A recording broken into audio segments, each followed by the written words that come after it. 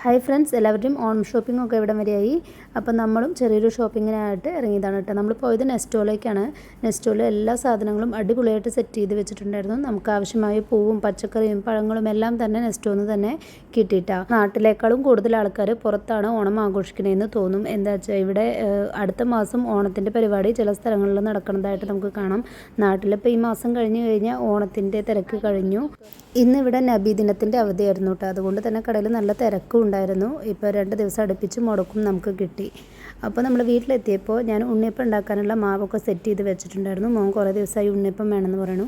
അപ്പോൾ എന്തായാലും മുടക്കല്ലേ എന്ന് വിചാരിച്ച് ഞാൻ കുറച്ച് ഉണ്ണിയപ്പം ഉണ്ടാക്കി. പിന്നെ നാളത്തേക്കുള്ള കാളനും പുളിഞ്ചിയും ഒക്കെ ഉണ്ടാക്കാനുണ്ടായിരുന്നു. അപ്പോൾ ഇന്നൊരു ബിസി ഡേ തന്നെയായിരുന്നു.